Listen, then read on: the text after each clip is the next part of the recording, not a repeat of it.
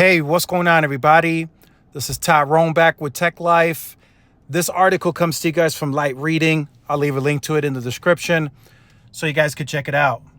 So this is a very interesting article with an interesting statement. And I want to bring some objective views to this because a lot of people are already panicking, going crazy, messaging me left and right. Verizon's 5G network is like cheese, full of holes, says analyst. So this analyst is Craig Moffett, and he's, in a sense, he's right. Think about this, right?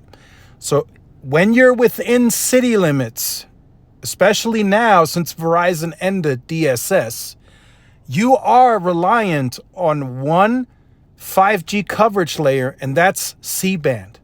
Now, for most of you that have it built out quite well to a very high percentage of sites, you are fine. You're not dealing with the roller coaster. One moment I have 5G, the next moment I don't, right? And most of you that are at least inside, that live within the top 100 PEAs, you should be okay with the C-band layer.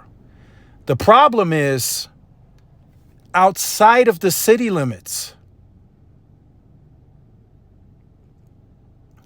It's outside of the city limits.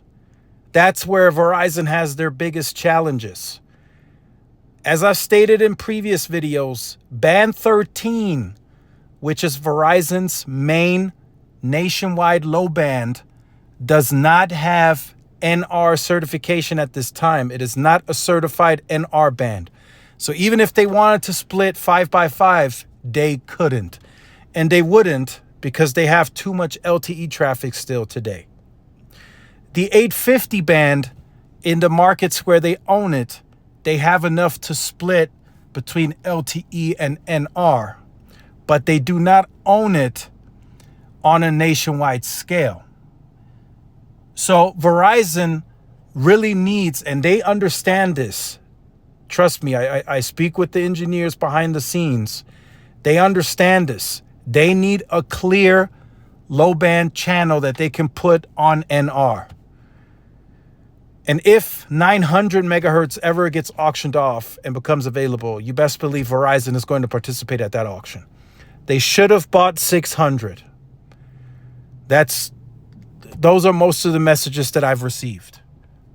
Verizon should have gotten a chunk of the 600 megahertz, and we wouldn't be having this conversation right now.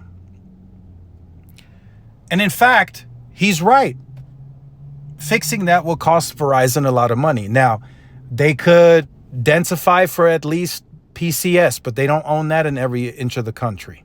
They don't have PCS where I'm at, right? So they, outside of these city limits, they could build off of midband, but that would require, thousands of more sites, right? They could space the grid on C-band and let C-band become the low band. But that would, again, require a lot of money, right? If they get the low band channel that they might be acquiring, right? If it's a 900 megahertz, maybe they get some additional low band from US Cellular. Maybe they go after Dish's low band. Who knows, right?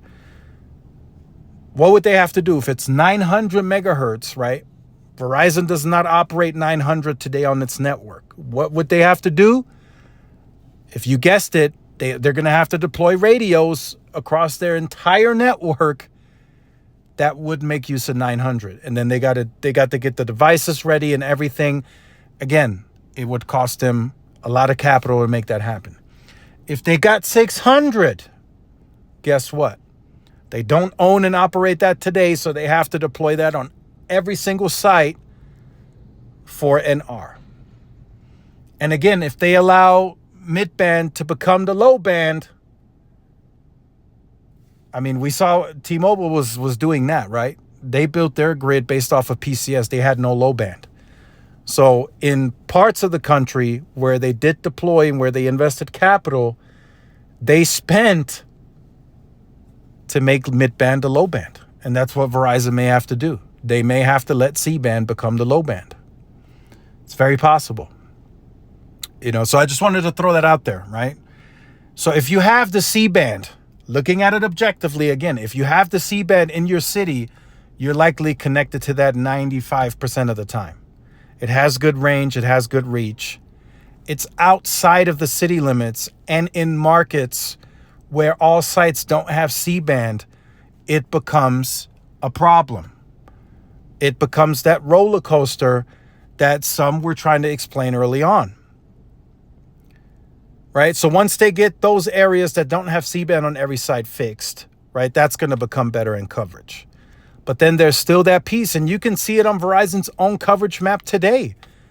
If you look at their coverage map outside of the cities, right, like city limits, you can see all LTE across that whole map. So it's not just something that's being made up. It's a real thing. Verizon is mostly LTE, and that's why I feel you don't hear them discuss or put any time frames on SA, because they know they need more time to really commit to SA. They can do SA today in the areas where they have C-band deployed. They can put that on standalone. They already told us they have most of that work done at the core level. They can do standalone today if they choose to. But they know they need a low band layer. They need it. Unless you densify, 3 times, I don't know what that number would be, 4 times more the amounts of sites to keep everyone on the C-band layer. It's going to require a lot of capital. No matter which way they go, it's going to require a lot of capital. That's all it is, right? I mean, if you want to call it Swiss cheese, that's up to you. If that's, the availability it shows. I mean, what was Verizon's 5G availability? Like 5%, 8%, I think. So it's not something that we're just making up. And most of you that have commented on the channel, you have told me, hey, look, I have 5G in this area, but once I travel a bit, I'm on LTE. And again, per route metrics, their LTE network is fine. So there's absolutely no rush for them to make any decision today. Their LTE network essentially ranks them number 1 overall. So that's how I'll close out the video. Verizon's LTE network for the majority parts of the country, right? Once you get to suburban and rural where they haven't deployed C-band, the LTE network essentially ranks them the overall best network on route metrics, a scientific-based study. Let me know your thoughts in the comments. Like, share, subscribe, follow my social media outlets. This is Tyrone with Tech Life. See y'all in the next one. Peace.